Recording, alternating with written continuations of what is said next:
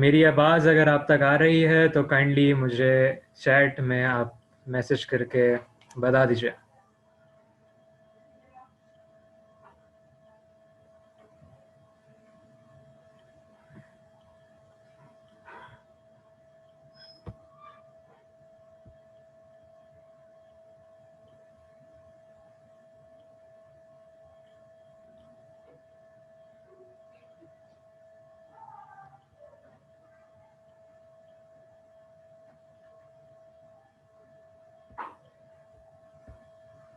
Hello, मेरी आवाज़ आ रही है?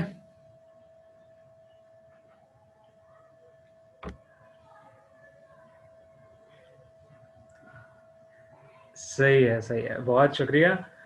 और सबसे पहले तो आप सब लोगों का मैं शुक्रगुज़ार हूँ कि आप लोगों ने वक्त निकाल कर इस मीटिंग को ज्वाइन किया है। तो thank you so much to all of you. और आज का हमारा इशू बहुत एक इम्पॉर्टेंट इशू है जिस पे हमें बात करनी है एजुकेशन के हवाले से। तो ज़ाहिर है, जैसा कि हम सबको मालूम है कि एजुकेशन कितनी ज़्यादा इम्पॉर्टेंट है हम सब के लिए और पाकिस्तान के लिए। तो उसी के हवाले से हमने अवेयरनेस फैलाने के लिए ये सेशन रखा है। और मुझे उम्मीद है कि आप सब लोग हमारा साथ ज़रूर देंगे और एक बहुत कोलैबोरेटिव सेशन ये होगा आज का। तो थोड़ा सा वेट कर लेते हैं, मज़ीद पार्टिसिपेंट्स जो हैं वो ज्वाइन कर लें, फिर हम अपने सेशन का बाकायदा आगाज़ करेंगे।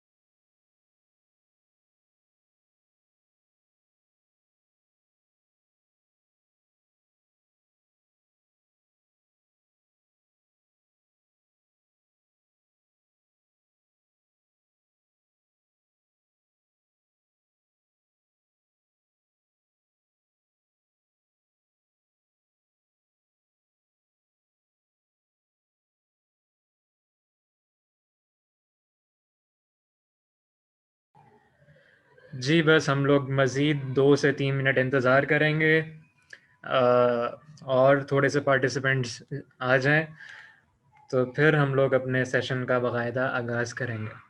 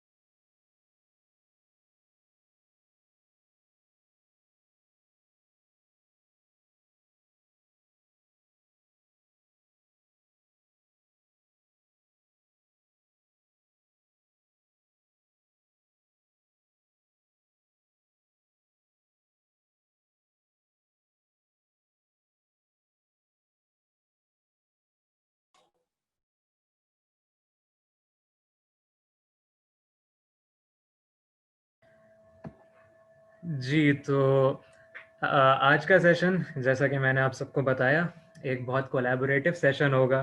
और इंशाल्लाह ये ऑब्जेक्टिव है मेरा कि हम इस सेशन के बाद कुछ ना कुछ हासिल करके ज़रूर जो है अपना इस मीटिंग को एंड करेंगे। और फिर हम लोग अपने इस सेशन को आगाज़ कर रहे हैं।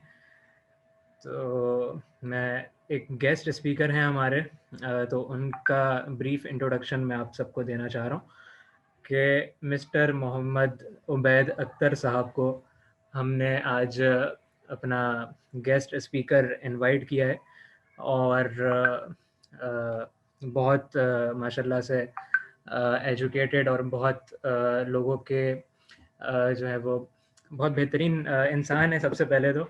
और इसके अलावा ये कि अपनी एकेडमी भी ये रन कर रहे हैं, और 200 to 300 स्टूडेंट्स इनके मौजूद होते हैं इनकी एकेडमी में, तालीम हासिल कर रहे हैं, और स्टूडेंट काउंसलर भी हैं, और टीचर भी हैं, और करंटली अभी एचबीएल में एज एन ऑपरेशन मैनेजर ये काम भी कर रहे हैं।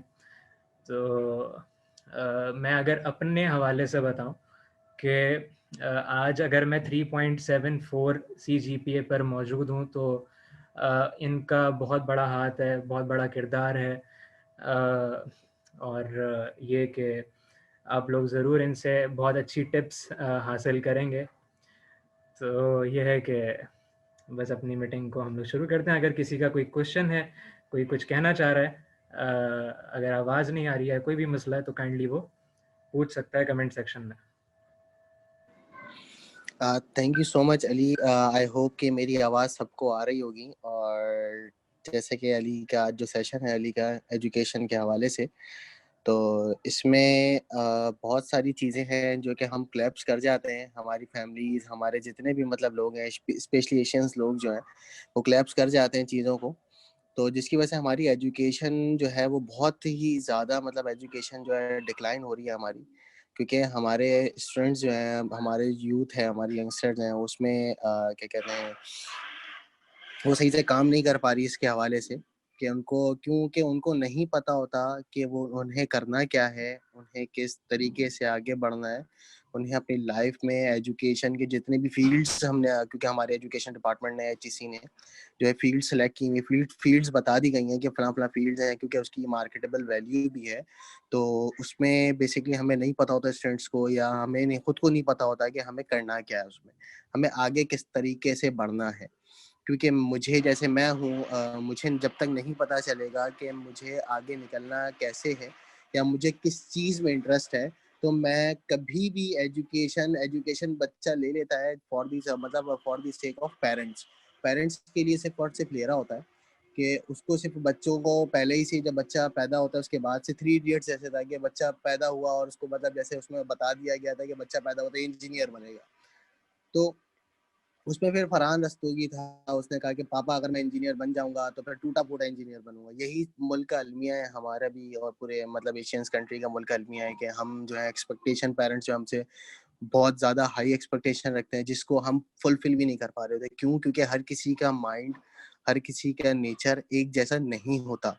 तो इसमें प्रॉब्लम, एक चीज़ प्रॉब्लम ये थी। दूसरा प्रॉब्लम जो आज हम डिस्कस करेंगे वो ये है कि दूसरा प्रॉब्लम, मेन प्रॉब्लम जो है वो है हमारा, क्या नाम है, हमें एक तो पेरेंट्स, मेजॉरिटी पेरेंट्स जो हैं हमारे, वो खुद पढ़े लिखे नहीं है और उनको नहीं पता होता कि अपने बच्चों को एजुकेशन किस तरह देनी है। तो उस पर भी हमारा थोड़ा सा, उस पर भी डिस्कस करेंगे हम। और तीसरा पॉइंट हमारा ये होगा कि हमें एजुकेशन जो, एक तो एजुकेशन को भी आजकल जो है इस दौर में एजुकेशन को भी बिजनेस बना लिया गया है। तो थोड़ा सा उस पर प्राइसिंग पे भी हमारी बात होगी, क्योंकि सोसाइटी में सोशल और इकोनॉमिकल दोनों की वजह से जो है एजुकेशन जो है वो इफेक्ट कर रही है। तो आई होप कि all participants are active now. तो अगर अली तमाम पार्टिसिपेंट्स आ गए और सबको मेरी आवाज़ आ रही है तो सेशन स्टार्ट करें। जी बिल्कुल। मैं ये पूछना चाहूँगा अपने पार्टिसिपेंट से कि आपको आवाज़ सही आ रही है, क्लियर आ रही है? वो चैट पे प्लीज़, चैट पे मैसेज कर दें।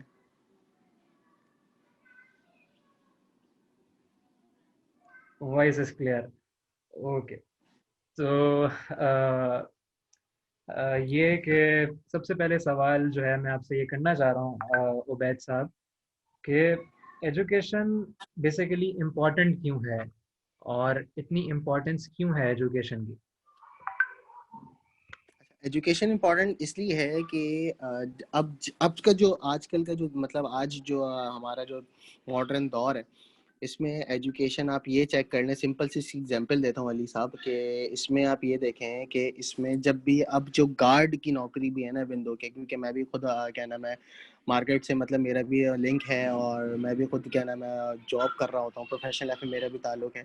तो इस पे ये देखें आपके गार्ड की भी जो नौकरी है इवन दो के, उसको भी मैट्रिकुलेशन उसकी भी कंप्लीट होनी ही चाहिए। अब पहले ये होता था, पहले इसलिए एजुकेशन का मतलब आज से तकरीबन अगर मैं आपकी बात करूं 2000 2000 ईयर 2000 जब था, उससे पहले की बात करूं मैं, तो उस पे एजुकेशन हमारे पेरेंट्स को मतलब इतना एजुकेशन की नॉलेज नहीं थी, उतनी अवेयरनेस नहीं थी। उस टाइम पे ये होता था कि एजुकेशन ना भी हो तो आपको गवर्नमेंट जॉब मिल जाती है, एक अच्छी सैलरी मिल रही होती थी। उस टाइम पे प्राइसिंग जो थी, इकोनॉमिकली कंडीशन जो थी हमारी, प्राइसिंग वगैरह वो इतनी मतलब हाई पे नहीं जा रही थी। तो लोगों का मतलब इवन दो कि लोगों की जो सैलरी थी उस पे लोग कहने में खुश थे। लेकिन अब जो है आजकल के दौर में जिस तरह अपग्रेड किया गया है, टेक्नोलॉजीज को अपग्रेड किया गया है, सारी चीज़ों को अपग्रेड किया जा रहा है, उसमें आप देखें इकोनॉमिकली कंडीशन जो है हमारी, इकोनॉमिकली कंडीशन हमारी बहुत ज़्यादा हाई चली गई है। दूसरी चीज हमारी जो करेंसी है, हमारी करेंसी इतनी डाउन हो गई है, इकोनॉमिकली कंडीशन हमारी इतनी वर्स्ट है, इतनी खराब है कि इसमें हमारी प्राइसिंग जो है वो भी कम हो गई है। तो इसलिए एजुकेशन क्योंकि प्राइस अब ज्यादा हो गई है, तो अब मार्केट में डिमांड भी बढ़ाएगी। टेक्नोलॉजीज को समझने के लिए एजुकेशन जरूरी है। अब टेक्नोलॉजी एजुकेशन नहीं होती है तो लोग, सिंपल सा हाल यही होता है पेरेंट्स का कि टेक्नो भाई एजुकेशन नहीं हो रही, अब लोगों के माइंड सेट ये होगा कि अपने बच्चों को फोर्स नहीं करता कोई कि आप एजुकेशन की तरफ आओ। क्योंकि हमारे जो पेरेंट्स हैं, या हम मतलब मेजोरिटी जो पेरेंट्स हैं, वो ये देख रहे होते हैं कि वो खुद इतने पढ़े लिखे नहीं है, तो इसलिए वो फोर्स भी नहीं कर पाते। क्यों? अब इसी वजह से हमारे जो मेजोरिटी बच्चे हैं, आप अगर मार्केट में निकले मेजोरिटी बच्चों को आप देखें, तो मेजोरिटी बच्चे क्या नाम है, कोई मैकेनिक की दुकान पर है, कोई कपड़े की दुकान पर है, कोई दूध की दुकान पर है, और उनको एक बहुत ही हमारे यहाँ क्या नाम है, उनको उनकी कोई रिस्पेक्ट तो कर नहीं रहा होता, उनको बहुत ही अजीब तरीके से बुलाया जाता, छोटे ये ले आ, छोटे वो ले आ। तो यही चीज है कि हम जब तक इसमें हम एजुकेशन आप नहीं लेंगे, तब तक आपकी जिंदगी सिक्योर नहीं हो पाएगी। आप क्या हो, आज आप क्या नाम है, आपके पास एजुकेशन नहीं है, आप सिंपल सा हल, या एजुकेशन नहीं होगी, आप क्या करोगे, आप 100 रुपए 200 रुपए दिन के कमाओगे, जिसको कहते हैं वेजेस, डेली वेजेस पे काम करोगे। डेली वेजेस का मतलब आपके अनसर्टेन, अल्लाह ना करे कोई अनसर्टेनिटी होती है लाइफ में, तो आप उसको कैसे टैकल करोगे। तो इसलिए एजुकेशन, हमारे आज के दौर में एजुकेशन बहुत ज्यादा इंपॉर्टेंट है, मैटर रखती है। जी अली। जी, तो अगर किसी को भी कोई क्वेश्चन करना है मिस्टर उबैद अख्तर साहब से, तो काइंडली वो कमेंट सेक्शन में पूछ सकता है। एक कमेंट आया है, I have a question, technology के आने से एजुकेशन पे बहुत असर पड़ा है, क्या आप एग्री करते हैं? अगर आप इस पर रोशनी डाल सकें तो। एग्जैक्टली बिल्कुल एग्री करता हूँ कि अगर टेक्नोलॉजीज पे का अगर एजुकेशन नहीं होती, तो हम टेक्नोलॉजीज को समझ नहीं पा रहे होते। छोटी सी एग्जांपल है कि हमारे पेरेंट्स जैसे आजकल जैसे एंड्रॉयड फोन्स आ गए, हमारे सबके हाथों में एंड्रॉयड फोन है ना, ये भी एक टेक्नोलॉजी है। हमारे पेरेंट्स को इनका नहीं पता कि इसको यूज किस तरह करना है। अगर क्या नाम है, आप जो देखें, जो मतलब अनपढ़ मतलब पेरेंट्स होते हैं, जो मतलब अनएजुकेटेड पेरेंट्स होते हैं, उनको आप कभी भी आप क्या नाम है, इवन दो के स्टिल मेरे वालिद भी क्या नाम है, मेरे वालिद भी इतने पढ़े लिखे नहीं हैं, स्टिल उनको अभी भी क्या नाम है, उनको ये टेक्नोलॉजी जो है इसको यूज करना नहीं आता। क्यों? क्योंकि उनको अवेयरनेस ही नहीं है, कि उनको नहीं पता कि कॉल आ रही है, कॉल पे हमें पता होता है कि भाई रेड मार्क एक साइन दिए हुए होते हैं कॉल पे, रेड और ब्लैक, ग्रीन, रेड और ग्रीन। रेड मीन्स होता है कॉल कट कर देना, डिक्लाइन कर देना, और ग्रीन का मतलब होता है कि आपको कॉल क्या नाम है, आपको पिक करनी है। तो हमें ये पता है, क्यों? क्योंकि हमें नॉलेज है, हमें एजुकेशन ने हमें इतना कुछ सिखा दिया है, हमें इतना बता दिया है कि हमें पता होता है कि कब किस तरीके से करना होता है। तो अब यही चीज है कि मेरे पेरेंट्स को मतलब मेरे वालिद को नहीं पता कि इसको क्या किस तरह यूज करना है इसको। तो ये टेक्नोलॉजी ही है, ये एजुकेशन ही है जो कि हमें टेक्नोलॉजी से इंगेज करती है, हमें टेक्नोलॉजी को यूज करने का तरीका बता रही होती है। तो यही है टेक्नोलॉजी, एजुकेशन बहुत इंपॉर्टेंट है टेक्नोलॉजी को यूज करने के लिए। आपके पास टेक्नोलॉजी एजुकेशन नहीं है, आप ये देख लेना, आप एजुकेशन नहीं रखते, आप क्या नाम है, कभी भी मैं अगर एजुकेशन अपनी कंप्लीट नहीं करता तो मैं आज बैंक में नहीं बैठा होता, मैं आज, मुझे नहीं पता होता, टीचर आज जो पढ़ा रहे हैं आपको, टीचर को आपको भी नहीं पता होता, टीचर अगर नहीं पढ़ाते आपको, आपको भी नहीं पता होता कि डेबिट और क्रेडिट क्या होता है, आपको ये नहीं पता होता कि इकोनॉमिक्स क्या है, इकोनॉमिकली कंडीशन मार्केट में जो बार बार न्यूज पे भी चल रही थी, इकोनॉमिकली कंडीशन डाउन है, इकोनॉमिकली कंडीशन डाउन है, आपको ये भी नहीं पता होता कि इकोनॉमिकली क्या होता है। तो इसीलिए आपको टेक्नोलॉजी को या फिर किसी और इंफॉर्मेशन को गैदर करने के लिए या उसको समझने के लिए एजुकेशन का होना बहुत जरूरी है। आई होप कि आपको समझ में आ गया होगा।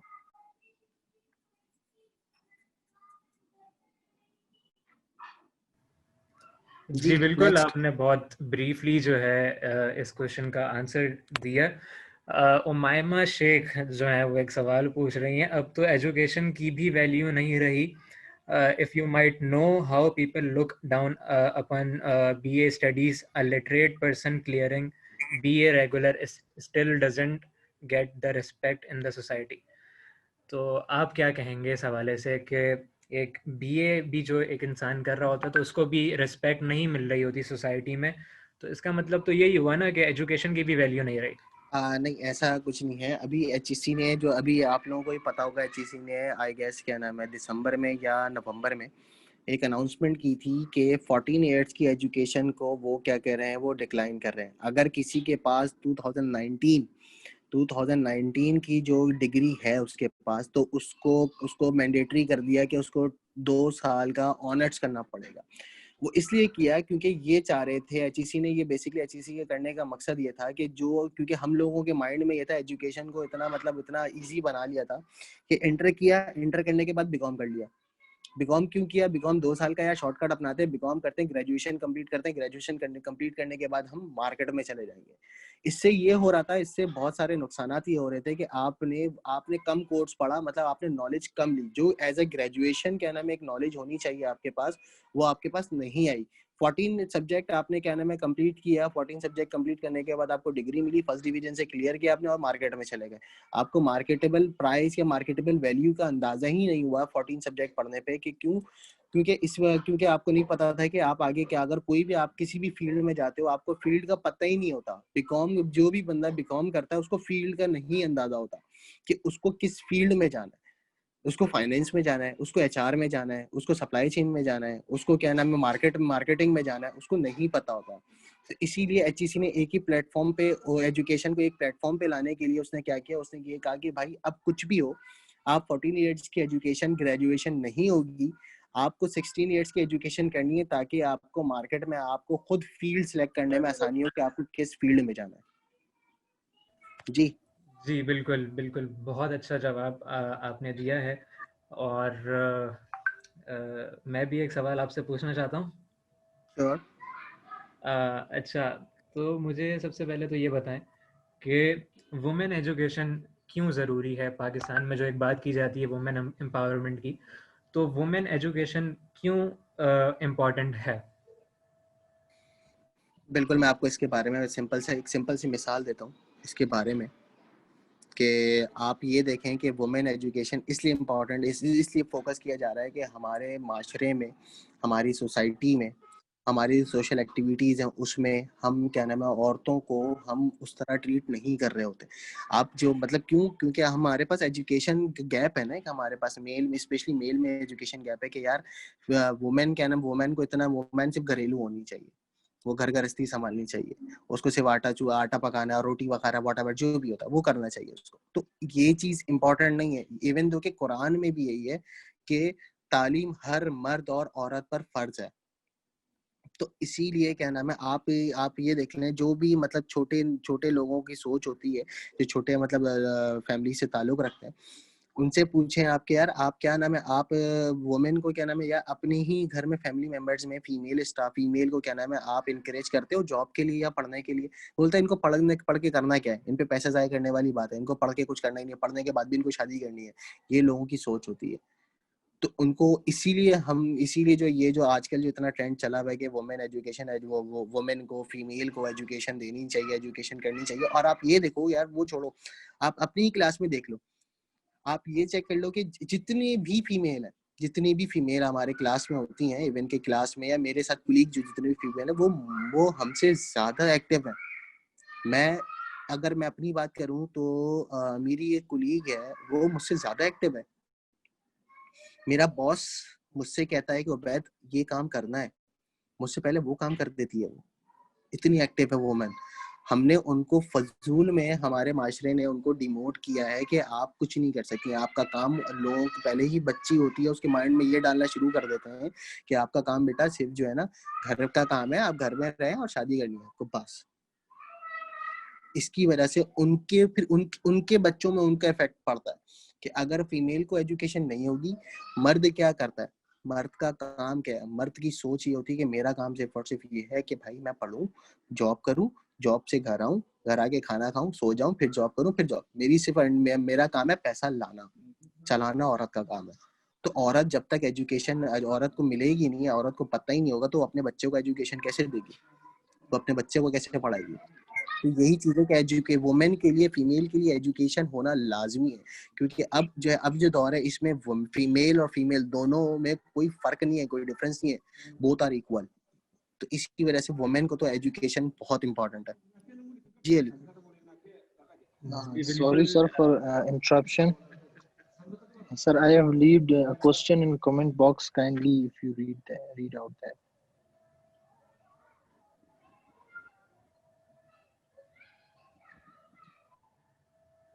अच्छा, मेरा ख्याल से किसी का सवाल है, तो वो देख लेते हैं पहले।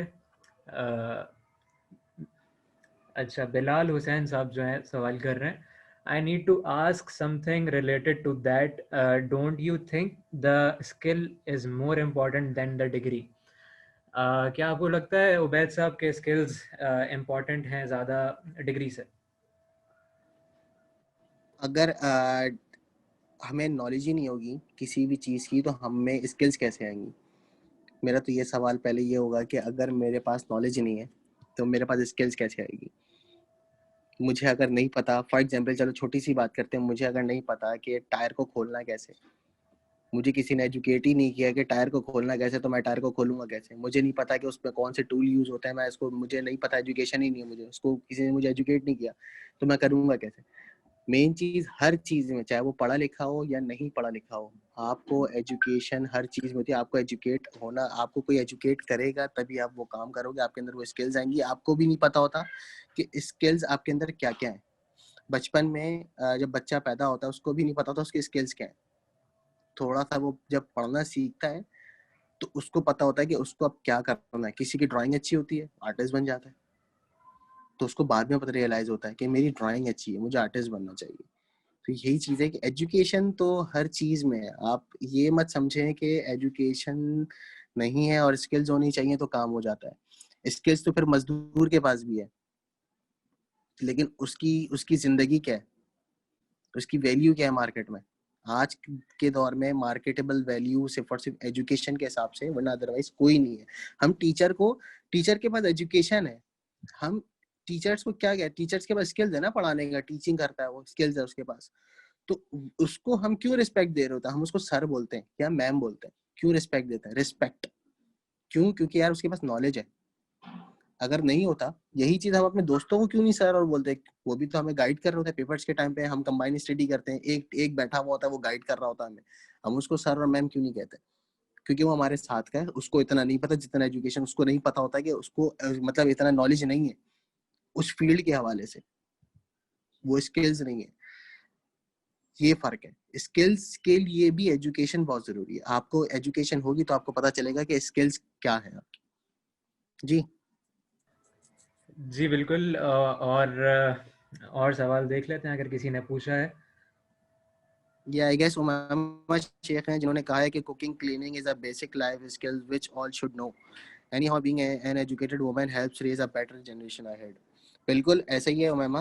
मैंने इसमें भी मैंने यही कहा था कि अगर वुमेन को नॉलेज नहीं होगी, वुमेन को एजुकेशन अवेयरनेस नहीं होगी, तो वो अपने बच्चों को क्या गाइड करेगी? क्योंकि हम जैसे जो हम मर्द हजरात हैं, वो ये सोच रखते हैं कि मेरा काम है पैसा ला के देना, घर चलाना औरत का काम है।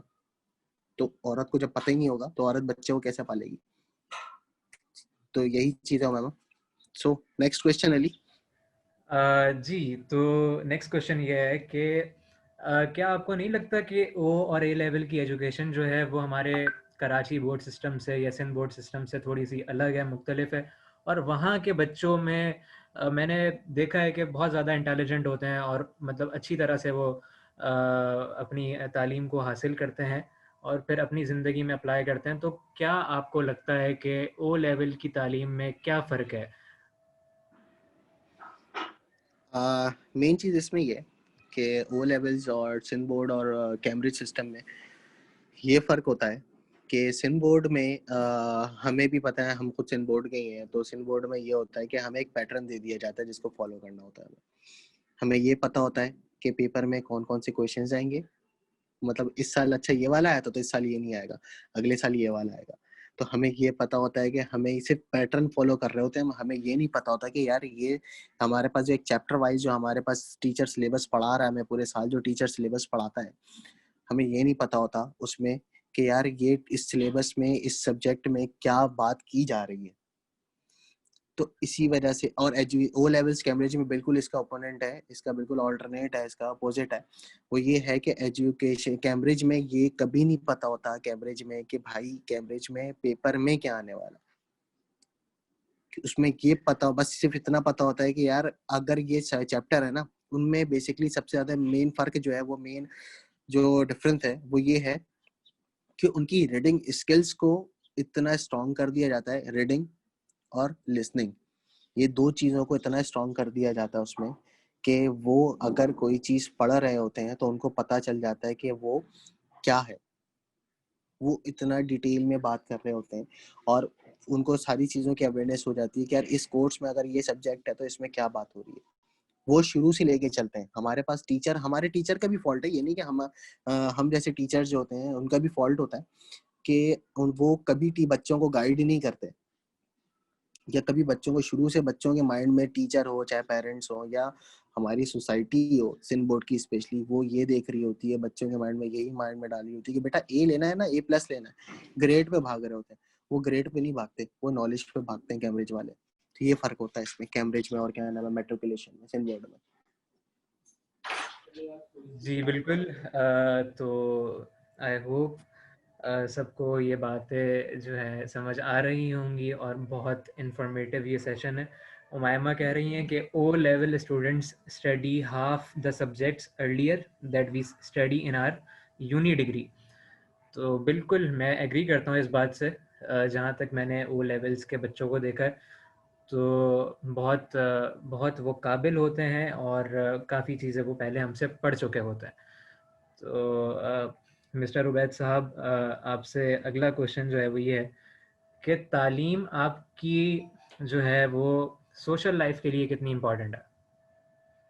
बिल्कुल भाई, तालीम जो है हमारी जो हमारी सोशल लाइफ है उसमें तालीम हमारी इसलिए इम्पोर्टेंट है कि अभी एक इसकी अच्छी एग्जांपल आई है मेरे दिमाग में कि मैं तालीम याफ्ता हूँ और थोड़ा बहुत भी तालीम याफ्ता हूँ, तो मैं उन लोगों से या उनसे अवॉइड करता हूँ कि यार जो के मतलब जिन जो के सही तरीके से बात भी नहीं कर पा रहे होते। सही तरीके से मीन्स के मैं कभी मोची वाले के साथ नहीं बैठ सकता।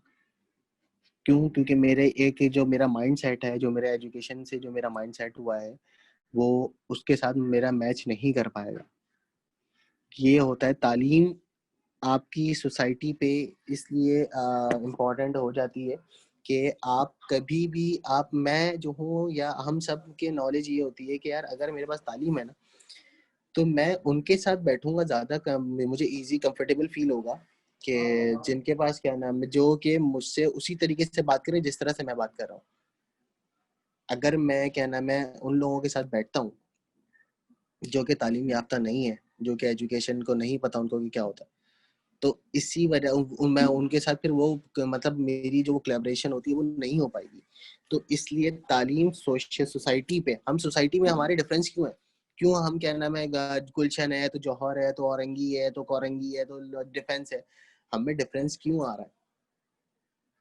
ये हमारी सोसाइटी है ना, हमें डिफरेंस इसी वजह से आ रहा है कि हम क्या नाम है, मैं मुझे नहीं पता, हम जैसे हमारे पास औरंगी वाले कुछ आ जाते हैं, कोरंगी वाले आते हैं, तो हम उनका मजाक बनाना शुरू कर देते हैं।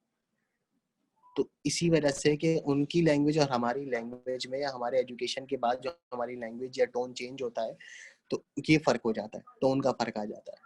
इसलिए कि इसीलिए भाई बार बार हर कोई यही कहता है कि education is most important of our life. जी अली, आई होप कि आपको कुछ ना कुछ तो समझ आया होगा। जी जी बिल्कुल बिल्कुल, और काफ़ी डिटेल में आपने जवाब दिया। अच्छा, उमर करीम साहब हैं, ये पूछ रहे हैं कि why there are two separate education system. तो इस पे ज़रा आप रोशनी डालिएगा। Why are two separate education system? बात वही आती है कि टू एजुकेशन सिस्टम ये हमारी है कि हमने ही इसको मतलब टू एजुकेशन सेपरेट किया हुआ है इसको। ये अगर मैं इसको इस सेंस से बताऊं कि इसमें बात सिर्फ इतनी है कि हमने एजुकेशन को बिजनेस बनाया हुआ है, वरना एजुकेशन मुझे नहीं लगता कि एजुकेशन क्या नाम है कभी भी डिफरेंट होती है, या मेरी एजुकेशन डिफरेंट होगी, आपकी एजुकेशन डिफरेंट होगी। एजुकेशन कभी भी डिफरेंट नहीं होती। हमने सिर्फ और सिर्फ इसको बिजनेस बनाया हुआ है। हाई क्लास और लो क्लास और मिडिल क्लास, ये 3 क्लास बना दी हमने एजुकेशन में भी, कि भाई हाई क्लास के जो है ना वो ओ लेवल्स करेंगे और कैम्ब्रिज सिस्टम पे जाएंगे, और जो मिडिल क्लास और लो क्लास है ना, मिडिल क्लास क्या नाम है, मिडिल क्लास और लो क्लास क्या नाम है, वो आपका जगह सिल बोर्ड में जाएंगे। ये हमारा माइंड सेट हुआ हुआ, ये हमने खुद सेपरेट किया है, सेपरेट है नहीं एजुकेशन।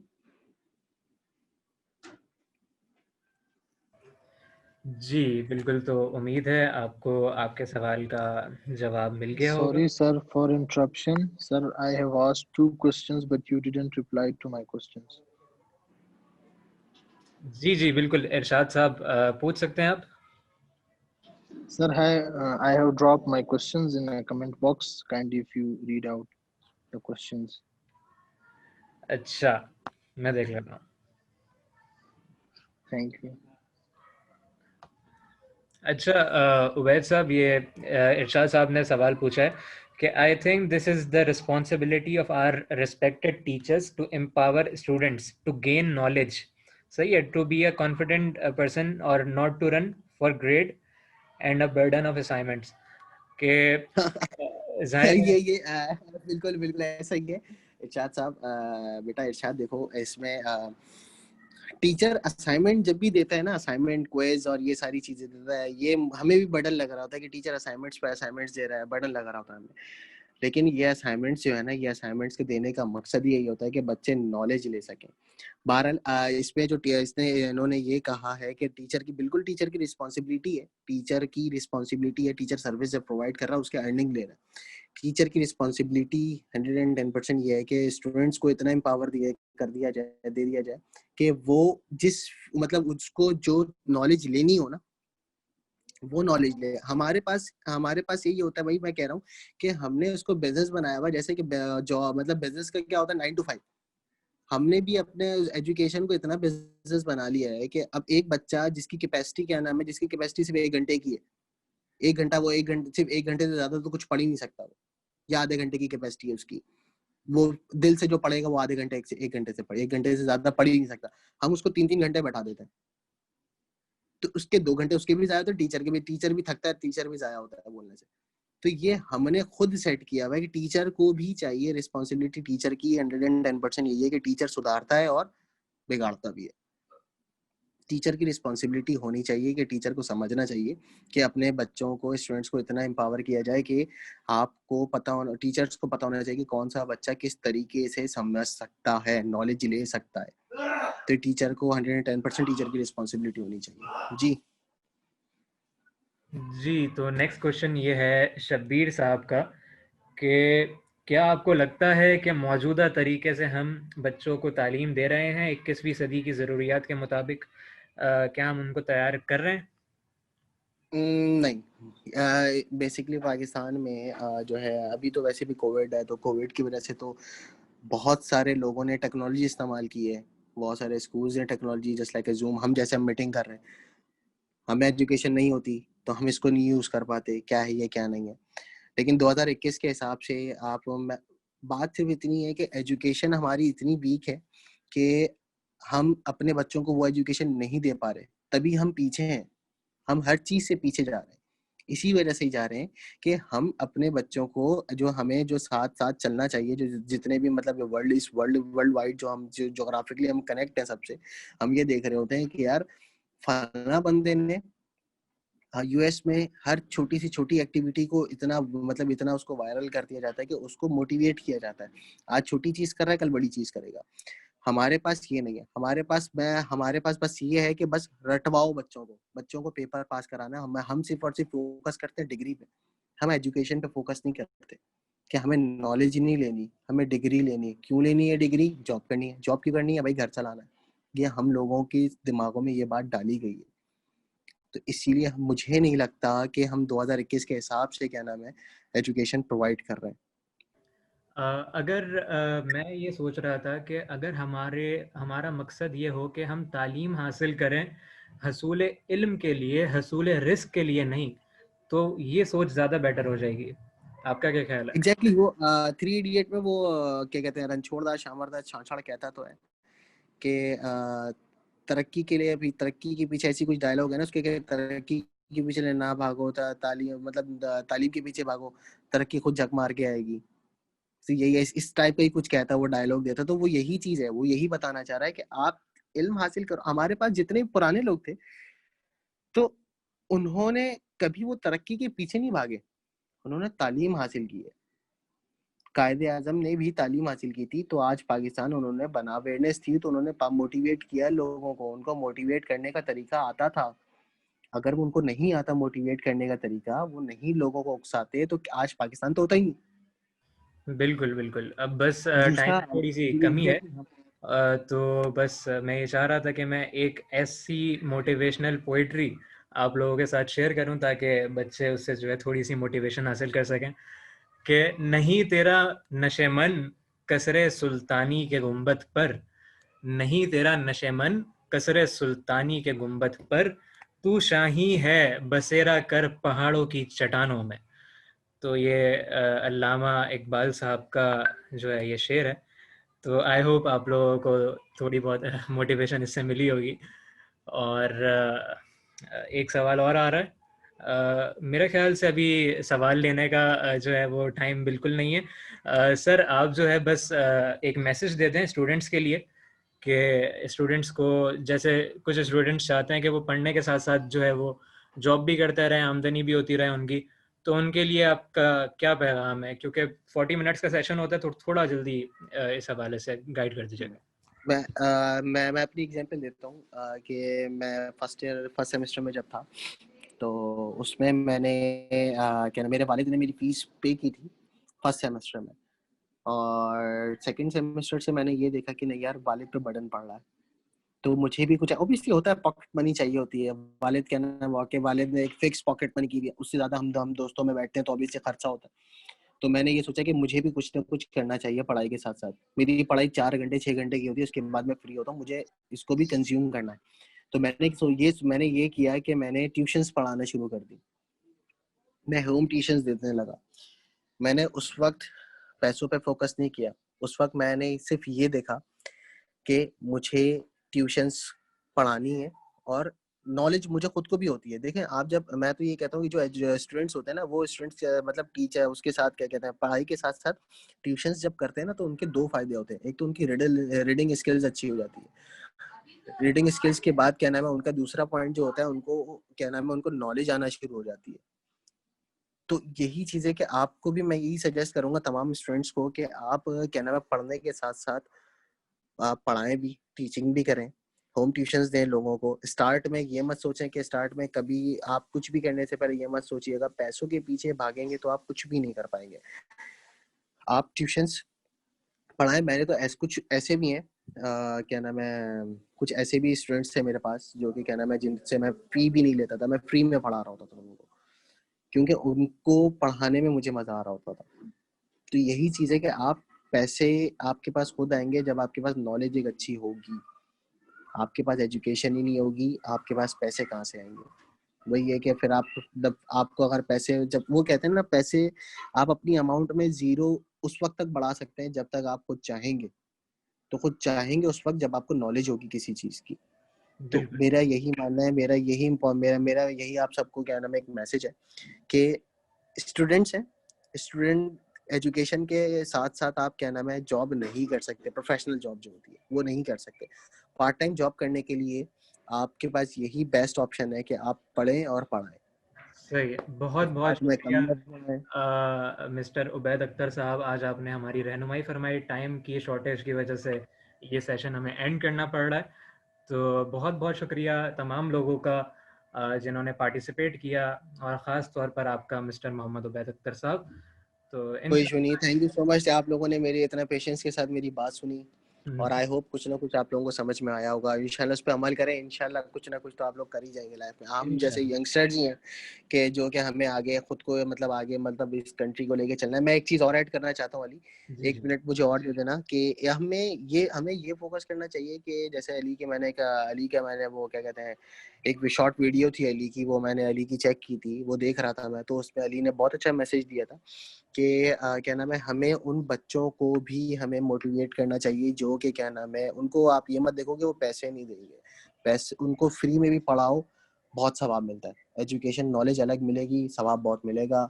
उनको भी पढ़ाना शुरू करें, या उनको कोशिश ऐसी करें कि उनको 5-10 मिनट लेके बैठ जाएं। या आप जब बाइक बनवाने जा रहे हैं तो आपके पास अगर कोई छोटा बच्चा वहाँ पे देख रहे हैं काम कर रहा है, उसको ऐसी 1-2 वर्ड सिखा दें, 1-2 वर्ड उसको तरीका सिखा दें, उसको ग्रीटिंग्स देने का तरीका सिखा दें, ताकि वो क्या नाम है आगे उसको इस तरह करते करते कुछ ना कुछ तो आ ही जाएगा। तो मेन चीज है कि आप कहीं पे भी जाएं, नॉलेज को फैलाएं, बस। Thank you Ali, thank you so much. Thank you so much sir, thank you so much, और आप सब लोगों का बहुत बहुत शुक्रिया। इंशाल्लाह फिर एक और सेशन इस तरह